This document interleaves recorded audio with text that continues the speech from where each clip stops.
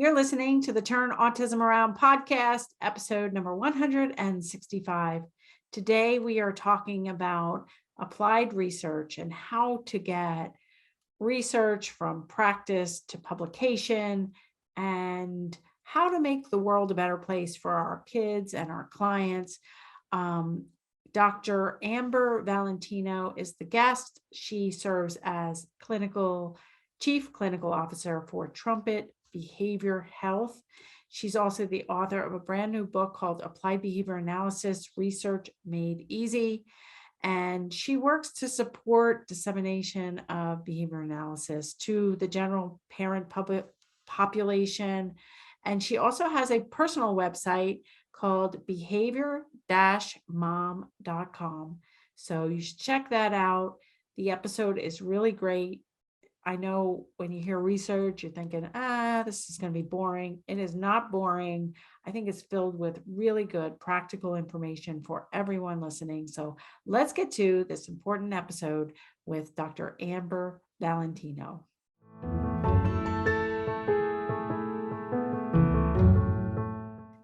Okay, thank you so much, Amber, for joining us today. I'm super excited to talk to you. Thank you so much. I'm overjoyed to be here. Thanks for having me. Yeah. So why don't you tell our listeners, and I don't know the answer to this, describe your fall into the autism and ABA world.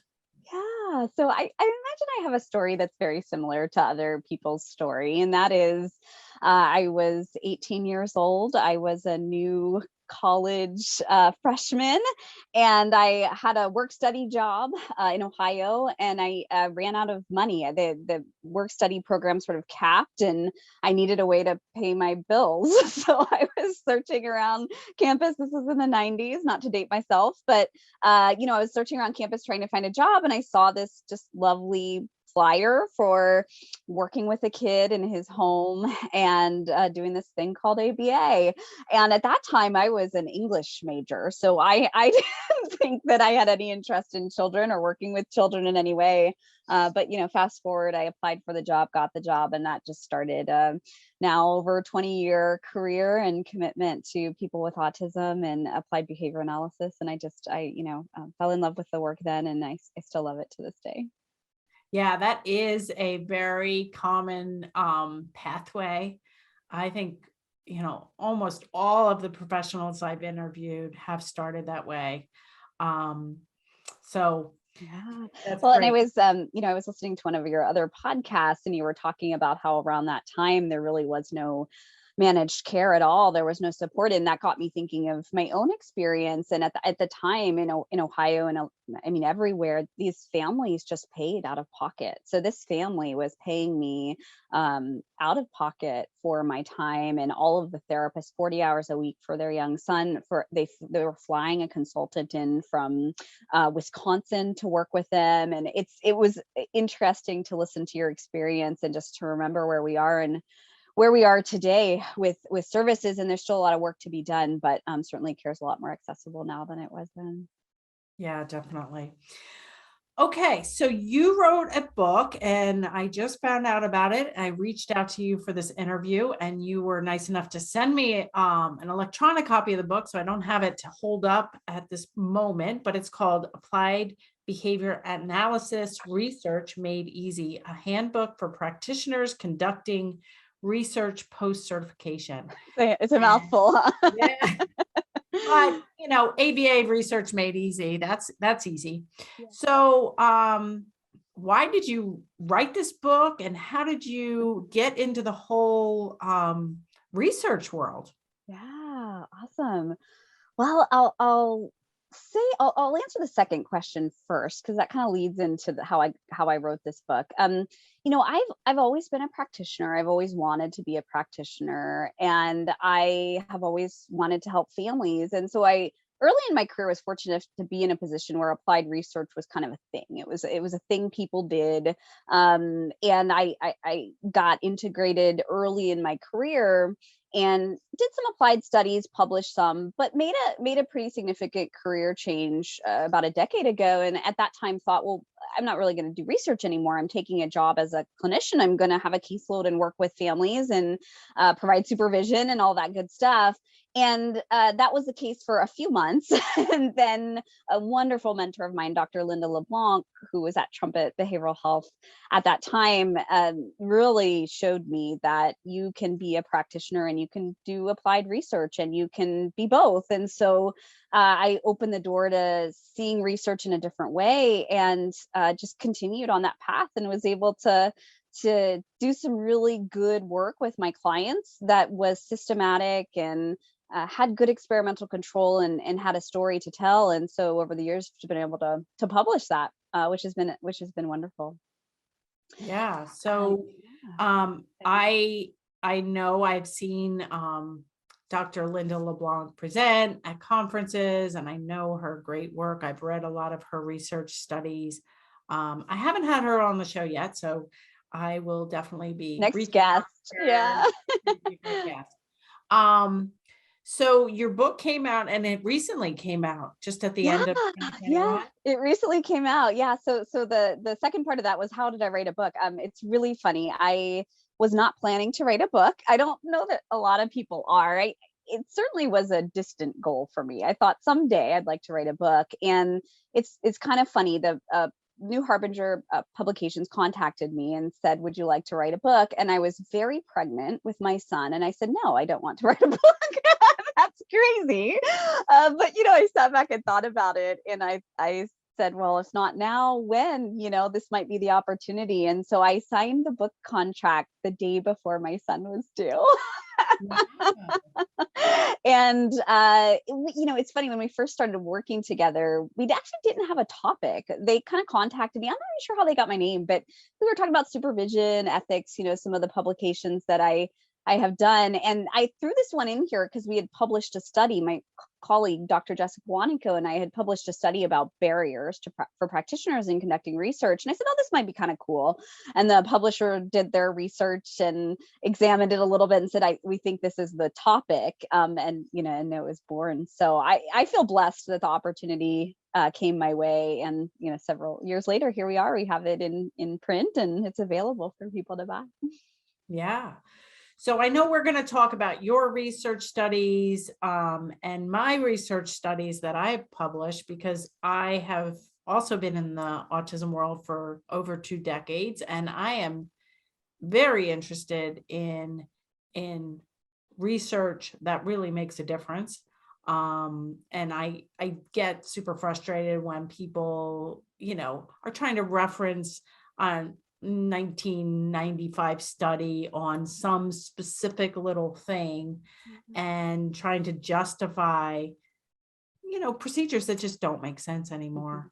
Mhm. But let's start with, and I was able to read a good chunk of your book, maybe half or three-quarters of your book, which was great, and I would highly recommend it. So the first few chapters, you talk about why we as practitioners should do research, and so why should people listening? And we have a lot of parents listening, and we are going to pull it back to be practical and kind of have you thinking about you and your team, and just how you can benefit from knowing about research and looking Mhm. into it, and encouraging your professionals who are working with your child to also do research. So why should we as practitioners do research? Yeah, such a great question, and so great. I think I have a whole chapter dedicated to that in the book. Behavior analysis is really unique in that the methods that researchers use to examine basic and applied topics are the same methods that practitioners use to figure out if their interventions are effective. And so there are a whole host of reasons, but the first one that comes to mind, and the one that's really at the forefront, is that it makes you a better practitioner, right? So all of those things that we do from a research perspective, we have good treatment integrity, we have inter-observer agreement, we have a good experimental control. Well, those things aren't just good for a research study, they're good for your client. They're good for effective intervention and evaluating the impact of your services. And so I like to give this analogy, and I like to say, well, let's say you implement an intervention with a child, and you simply just do an A/B design, right? So you have baseline and then you go into intervention and you say, yep, that's it, it works. And you want to start to disseminate that. And so you're about to invest a whole lot of time and effort into training people to implement this intervention. Well, you want to make sure that that intervention is actually the thing that caused the change, right? So a reversal, whatever design that you have is going to help you make sure that that investment is going to be worth it, both for a client, but then it also happens to be good for a research study as well. So the benefits to practitioners, even if your study or your case never gets published, you're still doing really good clinical work, which I think is the take home message and super important. Yeah, I know early on from 2003 to 2010, I was the lead behavior analyst for the Pennsylvania Verbal Behavior Project, which is now known as the Autism Patent, PATTAN, Patent Autism ABA Supports Initiative. But in part of that, it was a whole big project. It still is going strong many, many years later. But part of that was we wanted to not only train behavior analysts and kind of home grow, if you will, behavior analysts, but we wanted to show that our interventions were effective because we were getting lots of money from a state government agency. And so we wanted to show that what we were doing was better than what was previously done for kids in public school autism classrooms.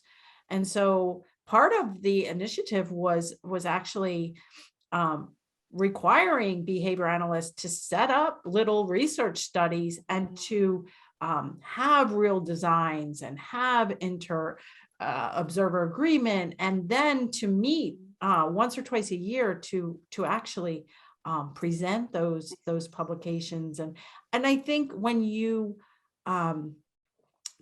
do research, and I have done research, and we're going to talk about your research and my research, but when you do research and you publish it or you present it, you do tend to think differently then.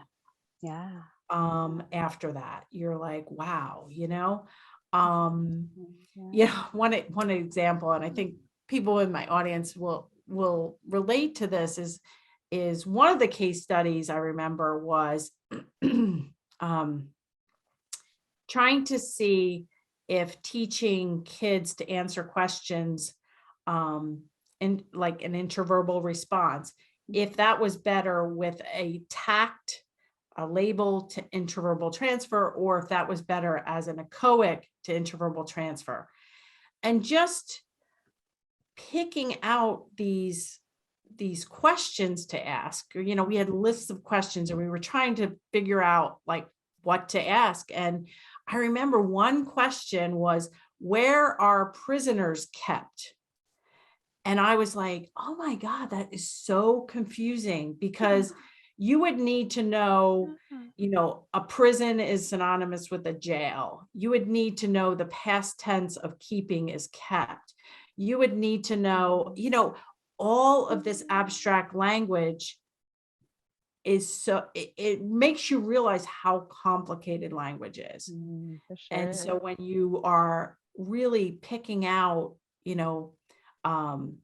these things, it makes you really think differently. Yeah, it really does. And that's such a good example. And, the other part of that is that when you're conducting research, you're also reading, right? And so if you want to dig in and kind of figure out what questions haven't been answered in the literature yet, a huge part of that is reading, and being knowledgeable on a topic and knowing what's out there already just naturally makes you a better practitioner. So there's this whole process of reading and formulating a question and digging in, like you described, that we all benefit, our clients benefit, and you benefit as a practitioner by engaging in it. Like I said, even if nothing comes of it in terms of a publication or a presentation, there's still the process there that's extraordinarily valuable. Yeah. So you talk in your book about two big research gaps. Can you tell us what they are? Yeah, so I think about the research to practice gap as being pretty bi-directional, right? So if you just do a Google search for research to practice gap, it's present in all disciplines. All disciplines have this. Human resources, every discipline identifies this. And so it's the same for behavior analysis. And so there's sort of two ways this can go. The first is that obviously there's research that's being published that is sort of delayed or doesn't hit the practitioner population as quickly as it could. So there's best practices out there, but practitioners just don't know about them because they're not keeping in contact with the literature and not aware of best practices. And I talk a little bit about ways to overcome those in my book. I mean, obviously a big part of that is reading, but I think we need to break down the barriers associated with accessing literature, which is huge. But the part that my book is really focused on is the opposite, which is practitioners who are out there coming up with research questions every day, asking really wonderful questions and answering them, and doing so in the context of their clinical practice, but that population could really be informing the literature and help to resolve that research to practice gap in a way that is informed by what clients are experiencing and what issues that they have. So that's really what the book is about, that sort of second part of the gap and how practitioners can contribute back to the research literature. Sounds good. So when I was reading your book, there was a reference to a research study you had published on manding for information, and I know you have lots of publications. Like, how many peer-reviewed journal articles have you published? Do you know? Oh gosh, I haven't looked in a while. It's probably somewhere in the 30, 40 range. Okay. It's not huge. It's the, I would say, dabblings of a busy practitioner. But yeah, I've managed to stay pretty productive over the years. That's awesome. Yeah. So why don't you tell us about the manding for information study? Is it, what kind of design was it? And then Yeah. what about So other research? sure, absolutely. And I know this is something very near and dear to your heart. And you probably know that the man for information repertoire is a critical one. It's super, super important for kids to learn. To me, it's this one of these critical skills that helps a child learn naturally from their environment, right? So if they're told to do something but they don't know how to do it, and they can ask somebody, how do I do that, and then obviously follow the instructions, you're in a different space language wise than you are if you don't have that skill. Yeah, yeah. And I'm thinking, before we explain the study, there's probably a lot of people that don't know what a mand for information Please is. do, yeah. Or do you want me to? Go ahead, go ahead. Oh, yeah, yeah. So a is just another word for a request. And most often you hear the word mand associated with those early requests. So juice, candy, cookie, these are all the meaningful things that a person maybe wants in their life. But as that repertoire gets more sophisticated, people can start to request or man for different things. And one of those things being information. So when we talk about mans for information, we're talking about what people might traditionally consider WH questions. So why did you do that? What is that? Where did you go? The thing that makes this a difficult topic of study is that the mand is a verbal operant, a part of language that is controlled by something very unique, and that is the motivating operation. And so in order to teach somebody to ask a WH question, you have to do so under the right conditions. You have to make sure that they're motivated.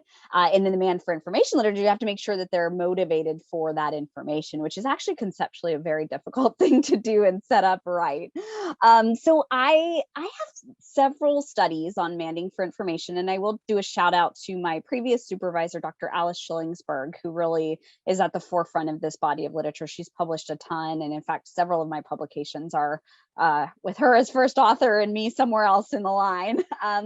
But the most recent man for information study that I published was the first one that I'm aware of that taught kids to ask why.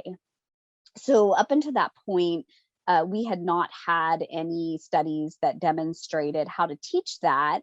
And it makes sense because it's a little bit more complicated to teach somebody to ask why. They have to be motivated for information, but in a very unique way. And so we had a handful of clients in a clinic that needed this as a goal. They had learned other forms of demanding for information. And so it was published in the Analysis of Verbal Behavior a couple of years ago. We did just a multiple baseline design and looked at just some creativity in the conditions that would enable us to make sure that the kids were asking why under the right conditions. That is, when they were motivated to have that answer versus when they were not. So yeah, it's a Wow. fun little study. Very applied though. Something we would have done even if it weren't a research study. We still need to teach them why, and we still need to do it under the right conditions. Yeah. Yeah, that's great. And we can put that in the show notes. Your Okay. show notes are going to be at marybarbera.com/165.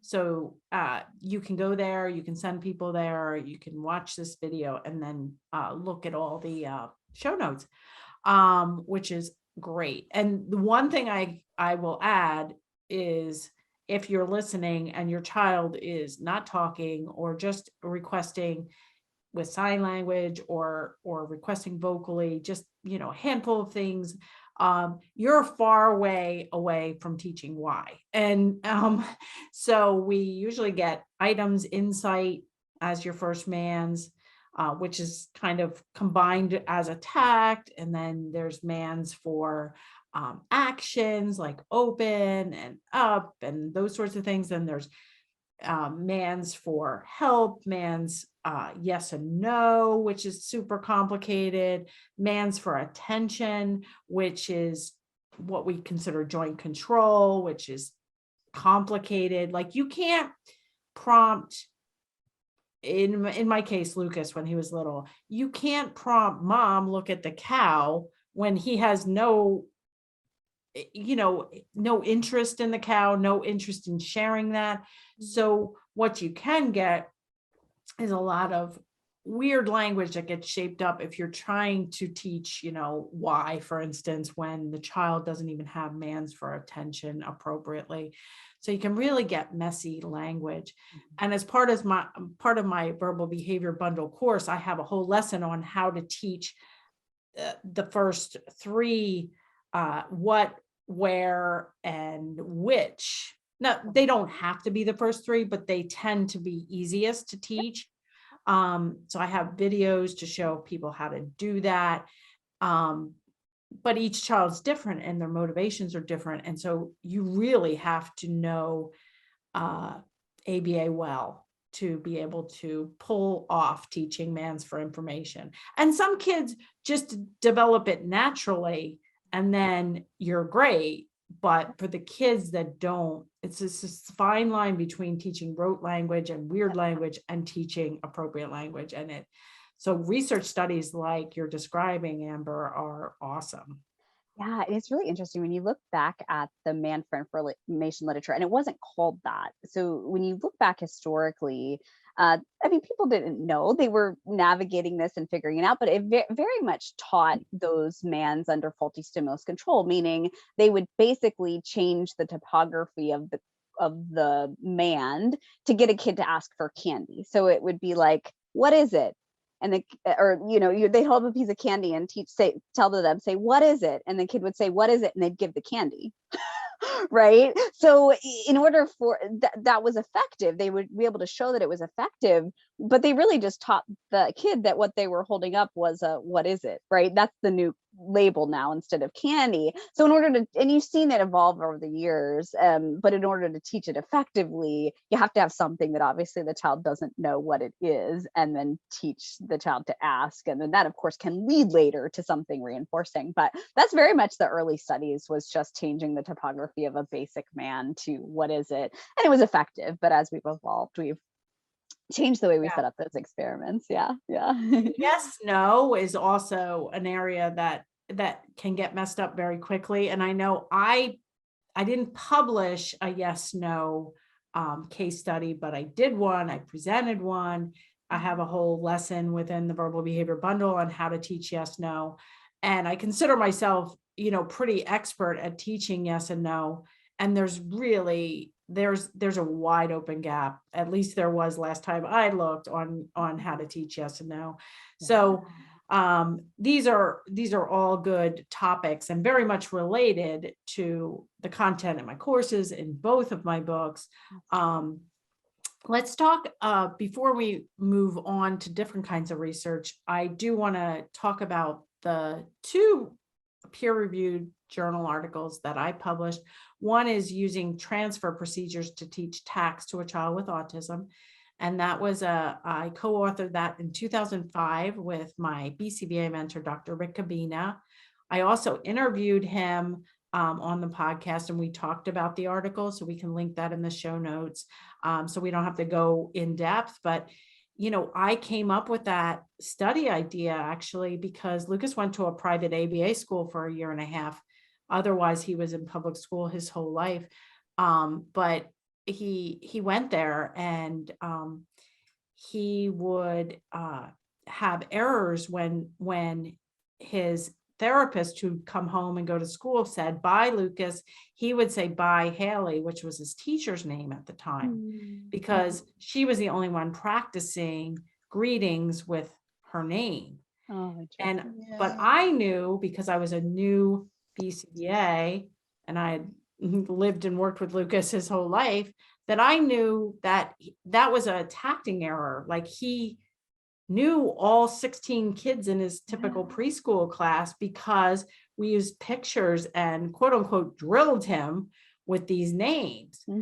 So, and we also taught him greetings with video modeling. So I knew that if he knew the tact, he would have the greeting. So I knew there was a tact error. So I asked the school to send me pictures. They were on a 3-week break. At the end, he learned all the pictures, all the people's names, and went back and generalized it immediately to greetings with hi and bye. So I called up Rick Cabina and I said, "Here's a great study. I mean, this is people's names, greetings. I mean, how functional and applied is this? It's a great study. We should publish it." And he, as a researcher, is like, "Mary, you can't just publish stuff like that." To set up the study. And I had just taken my exam. And he's like, "We can't publish that, but we can set up a study to publish something to show." He's like, "What did you do as the intervention?" I'm like, "We drilled him." And then he really challenged me, like, "No, what exactly did you do?" And it was a mixture of receptive to tact transfers and echoic to tact transfers. But the literature up until that point, there really wasn't any peer-reviewed journal article studies on it. But what there was Dr. Mark Sundberg, who's also been on a podcast we can link in the show notes, in his Abel's book at the time, right? In the big book, I forget what the title of that was, but the main book, he talked about teaching everything as echoic to tact transfers. Hold up a pen, say, "This is a pen. What is it? Pen." But Lucas would just zone out. He would echo you and he would zone out. So if it wasn't part receptive, it wasn't going to work for Lucas. He would just zone out. He would never learn it. But if you combined it, touch Amber, touch Susie, touch, and then who's this called? Touch Amber. Who's this? Amber. Then he would get it. And if I would also use partial echoics. And so Rick Cabina helped me set up a study with tax that he didn't know. And we did a multiple baseline, and Dr. Jack Michael, rest in peace to our, grandfather of verbal behavior. He was the editor of the Analysis of Verbal Behavior, and I emailed him, and he's just like, "Where are you? Where did you come from?" Like a mom. And he's just like, it was truly applied research. Well, that's a beautiful example. What you just described is what I hope every practitioner does, which is, I found this really great thing and it worked. And maybe you can't exactly define why it worked and how it worked, or maybe you can, but to go down this path of being able to describe that and demonstrate it, That's huge, and that's a huge contribution, and practitioners are doing this every day. They're doing what you described every day, but they're just not thinking about it like you were thinking about it, and like Rick kinda coached you along to say, And "Let's if investigate yeah, this." if I wouldn't have had Rick Cabina and Dr. Jack Michael was like, "We are publishing this." And in fact, he sent it to a reviewer and it was late. It was like, I mean, I had no idea when things were due or anything. He's just like, "This is really good." And he's like, the reviewer said no because, it was a mixture of an echoic and I did set a timer and I did have inter-observer agreement. Yeah. So it wasn't like completely, winging it, but I didn't know how much a part of the receptive was important, but I knew, Mm. and they also, the reviewers, like, they didn't know if it was like a Mary Lucas thing. Mhm, mhm, mhm. So he basically, Dr. Michael just said in the discussion, you say, you don't know how much of this further research needs to be done splitting out receptive to tact and echoic to tact and a mixture. So what I did was I developed an alternating treatment design and used 4 different students. And I never published that, but I did present that. And all 4 of them learned equally as well with the mixed procedure. And Lucas only learned that way. Yeah.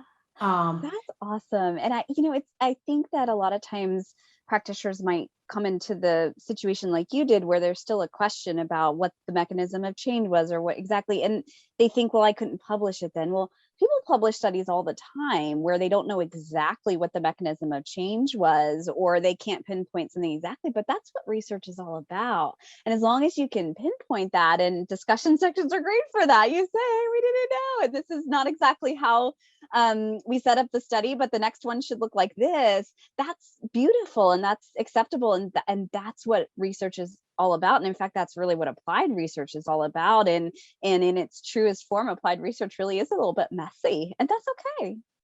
Yeah.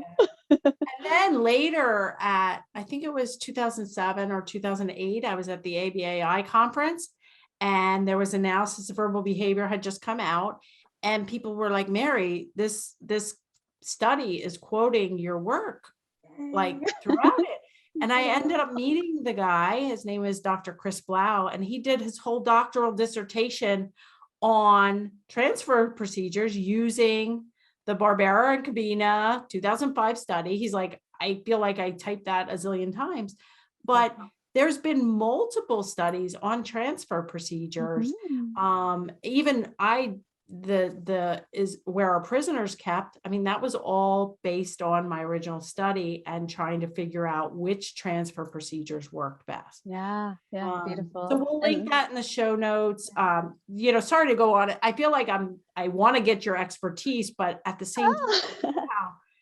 how real this need is and these examples in my world are just so I prevalent. think it's perfect. And I think it really is exemplifying what I try and talk about in the book, that process that you went through. So I'm happy that you went off on a tangent to talk about it a little bit more in depth. Yeah. Cool. Well, I want to get into the obstacles. One more, or actually 2 more things I'm going to link in the show notes. One is a qualitative study that I did when I was going for my doctoral dissertation. I did a qualitative research design study. And so I published the experiences of autism mothers who become behavior analysts, a qualitative study, which we can link in the show notes. That was 2007. And then in 2011, I published my dissertation. I didn't publish this as an actual study, but we can link that in the show notes as well. That's on fluency based procedures.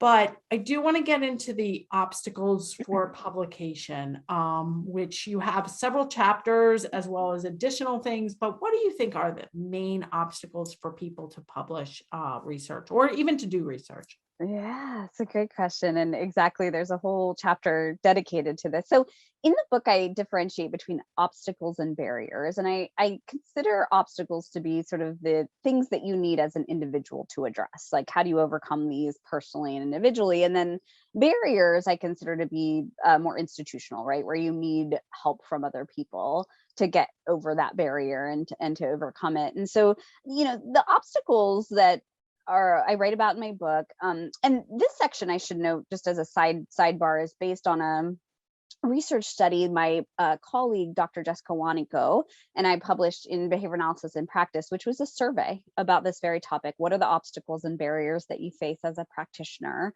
And so I used that article and that survey data to talk about some of these things in the book. But one of the reported obstacles that people struggle with is lack of knowledge. They're just scared that they don't know enough, and that they are going to make a mistake or do something wrong. And so what I try and encourage in the book is for people just to know that they do have the knowledge. By the very basis of you having a BCBA, you have learned this. Now, you might not be thinking about experimental design in an applied way. You might not be thinking about it in a way that lends itself to a research study right now, but the skills are very easily acquired because you already have the foundation. So I just try and minimize people's fears in that regard. Like, it's okay. You're going to be fine. It's going to be okay.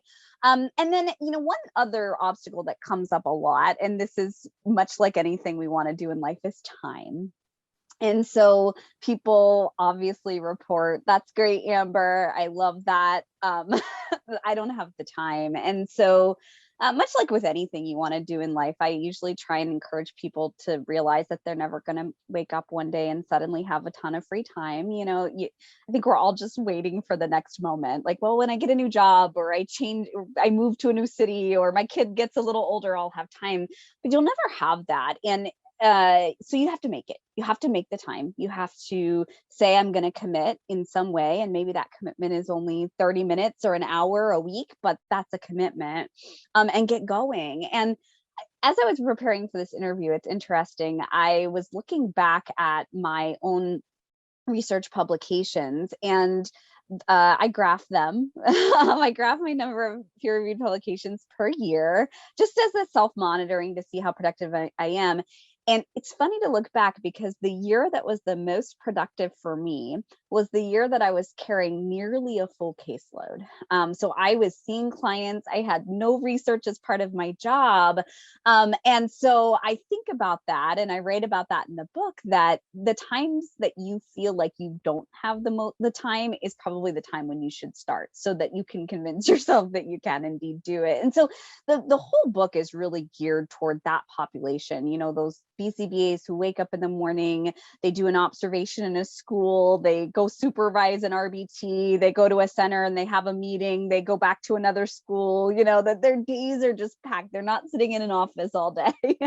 And how you can integrate it. And so obstacles, a big idea was time. And then some of the institutional barriers, lack of opportunities, and then limited access to literature are probably two of the big ones. And I try and recommend ways for people to overcome those. I do recommend being involved in an organization that can support you. So I'm very proud at Trumpet Behavioral Health that we have a lot of supports around this. We have access to literature, free access to literature. We really cultivate a space where people can learn and read and commit to this in a way. But you might have to make those. You might have to make those opportunities and get those opportunities yourself. But it is very doable.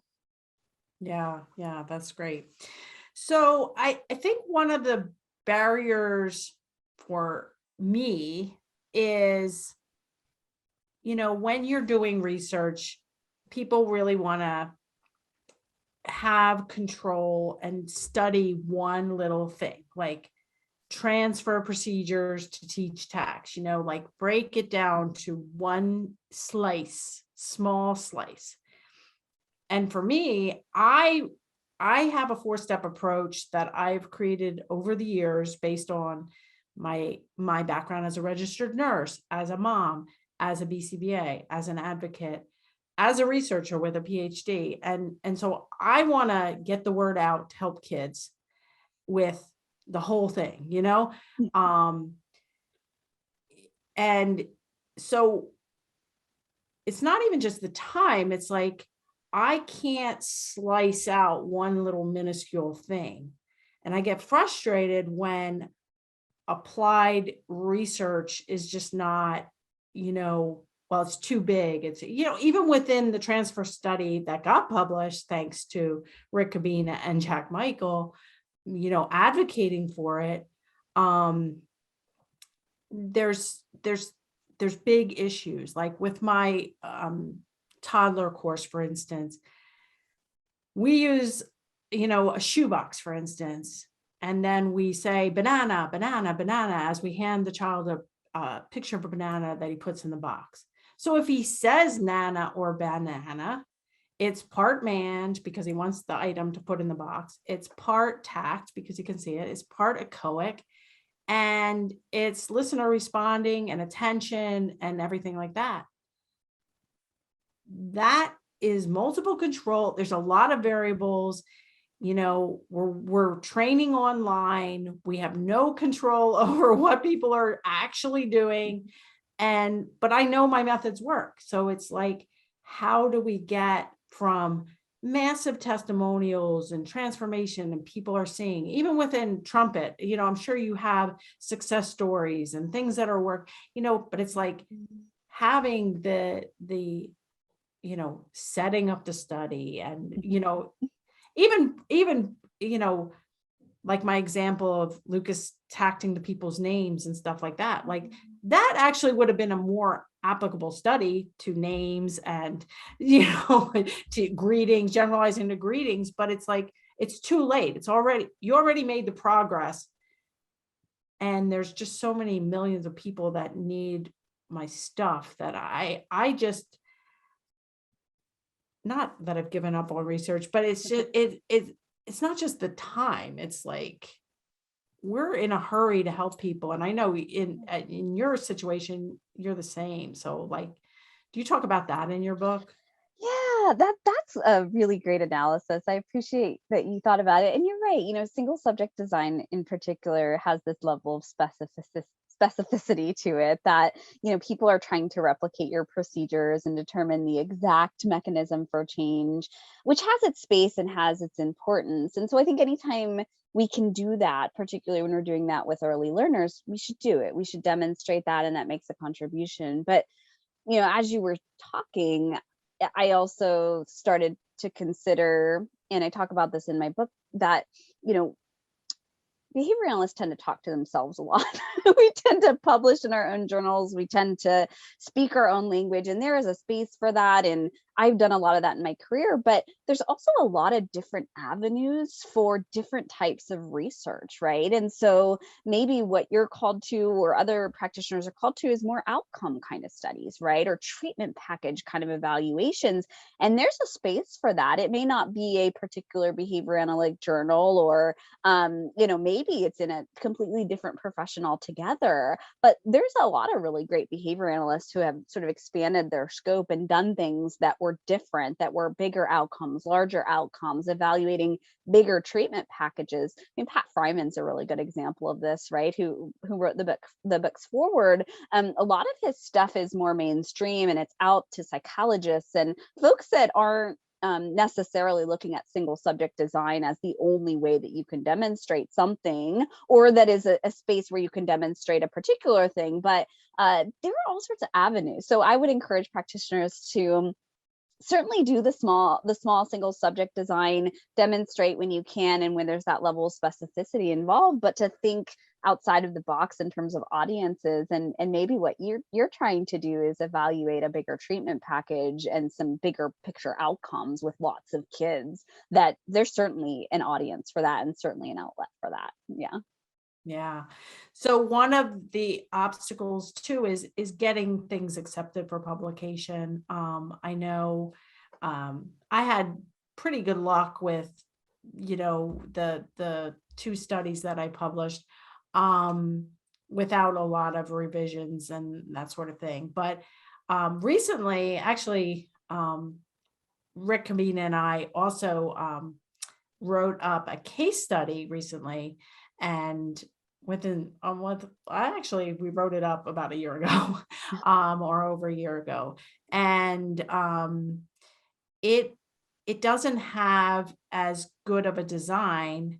Well, it was retrospective, so it kind of like it happened. What happened was Michelle C, who's in podcast 78, we can link that in the show notes, and she's actually her latest update podcast is going to be 164. So 1 week ago, her updated podcast is going to happen, as well as the publication of a case study with Michelle C's daughter, Elena.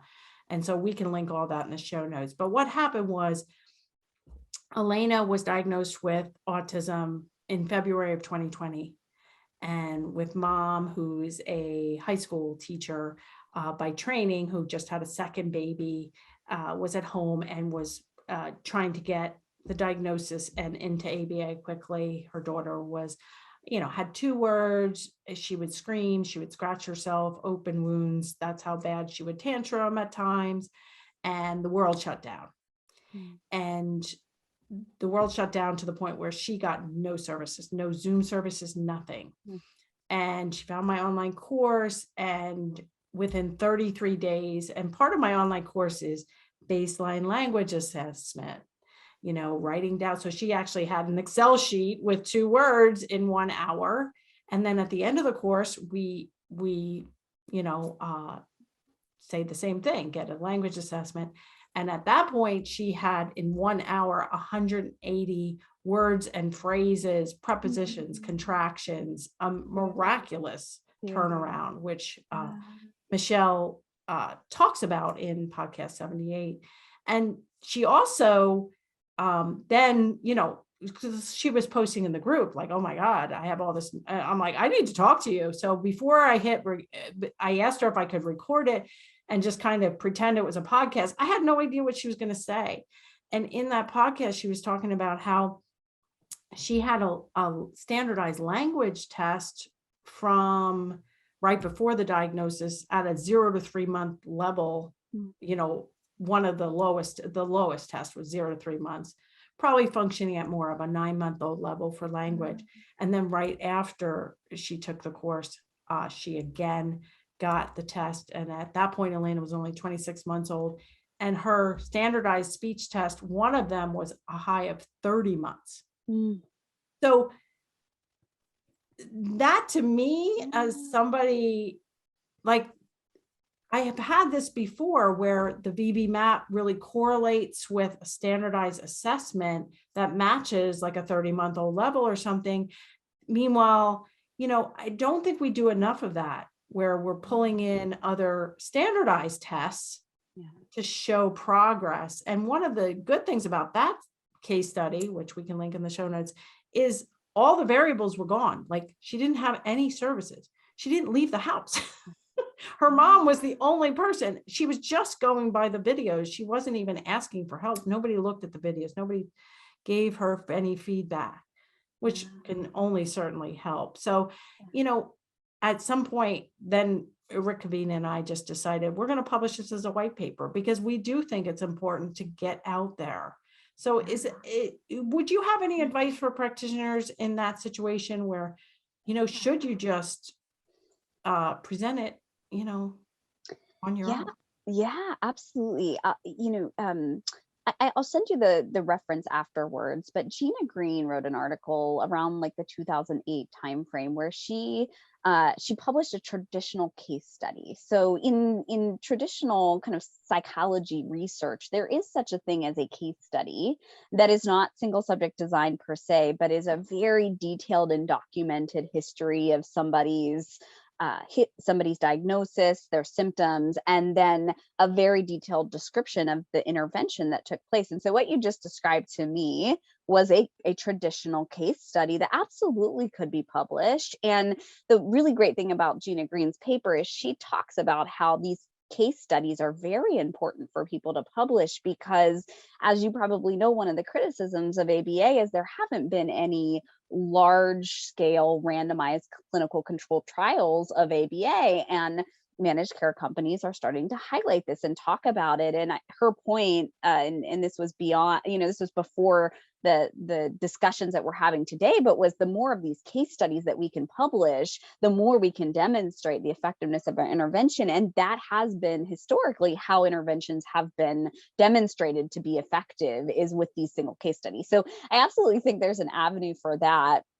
And again, it takes thinking outside of the ABA world and the traditional publications outlets, and exploring where people might have published something very similar. And so there's that. And then, I also really encourage practitioners to not always see publication as the end goal, at least in its traditional form, and that there's all sorts of ways to disseminate information. White paper that you just described is beautiful. Newsletters, and presenting at conferences and sharing information that way. And so if dissemination and sharing is really at the heart of your motivation, that doesn't always have to be in the form of a peer-reviewed publication. You can look at these other ways to contribute to the field, the profession, and the literature that may not always fit that perfect experimental control box. And those are absolutely valuable, and they mean something to somebody, and to the right audience are going to absolutely have an impact. So I'm glad you shared that example. Yeah, and when you said about, you published a survey results, I'd love to link that in the show notes as well, because I have a free potty guide, for instance, which is 20 pages, and there really isn't the literature that there needs to be on potty training, especially kids with autism. Um, and so I was looking at that the other day. We can link that in the show notes. And I had done a survey in 2013, which is highlighted in the potty guide.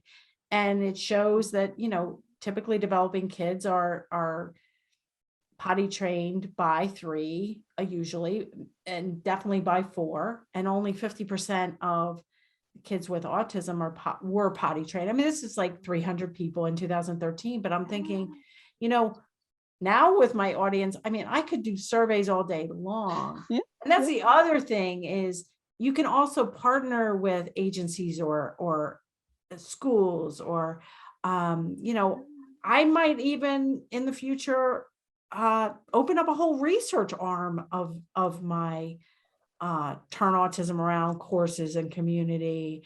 I'm very open to people taking anything and researching it, because I know the interventions work.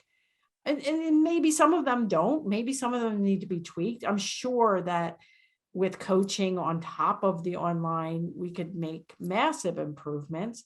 Um, but I think one of the great things about you, Amber, is like presenting.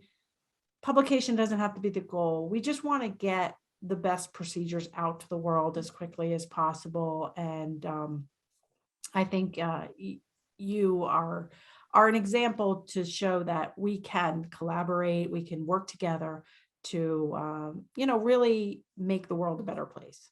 Oh, thank you so much. Yeah, and I think what you just described is the other uh, piece of advice I would give practitioners, is to not only think about different outlets, but think about different ways. So survey studies are beautiful, especially when we don't know a lot about a topic. So I've published a little bit in the supervision space, and a lot of my studies have been surveys, because we don't know a whole lot about supervision and behavior analysis. And so that's a great way to get some meat under a topic that will probably facilitate single subject research later down the line, and get things going. But survey studies are beautiful. There's also different outlets too, like literature reviews and recommended practice papers. And, there's different ways to contribute that don't always involve these manipulations of a variable with one particular client, which has its space, and I've done a fair share of. But if you open up the possibilities to these both different types of writing and different types of contributions, and then you open up to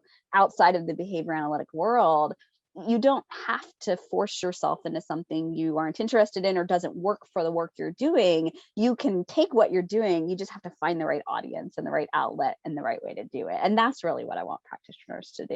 And at the heart of the book, I really try and help them through. Cool. So the book is called Applied Behavior Analysis, Research Made Easy. It's available on Amazon. And Yeah. how can people follow your work? Oh, goodness. I do have a LinkedIn page, so that's probably the best place to find me. And Trumpet Behavioral Health, tbh.com. We're constantly talking about the work that we're doing and trying to disseminate and share the excellent clinical work that we're doing. So that's my home. That's my work home, Trumpet. So you certainly can find me there.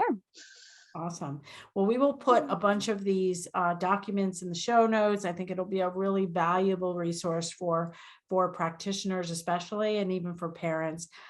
Before I let you go, I'd like to end with the question. Part of my podcast goals is not to just help the kids, but also help the parents and practitioners listening be less stressed and lead happier lives. So do you have any self-care tips or stress management tools that you use? I do. So I'll recommend a book, not a behavior analytic book. It's called Essentialism, and it's by an author named Greg McKeown. I can send you the details if you want to put it in the I notes. have that book. Yeah. You have that book. So I read that book right before I became a mom, and it really helped me narrow the things in my life down to what was critically important. And I think in this profession, it's so easy to do a lot, and those things are important and they're good, but there comes a point in your life, and maybe you're not a behavior analyst, if you're somebody in another profession or doing something else, where you have to look at your life and you have to say, am I doing the most important and meaningful things in my life? And the things that don't really fit with my mission statement for my life have to go. And I'll never forget the first day I said no to somebody who asked me to volunteer for something, and I was shaking like, oh my gosh, what's going to happen? They were fine with it. I recommended somebody else and it was fine. And so self-care tip is to don't do things that aren't essential to your life. Do the things that are meaningful for you, that are important to you, and get rid of the other stuff. And that's how there's no more extra time in the day, but that's how you'll get more time to focus on the things that you really care about. But I think a lot of times we don't think to do that, but we should. So read that book if you haven't. I'm glad you have it too. It's a really great one. Yeah. All right. Well, it's been an absolute pleasure talking to you, Dr. Likewise. Amber Valentino. And this will be podcast number 165. So thanks so much for your time. Yes, thank you. It was a joy.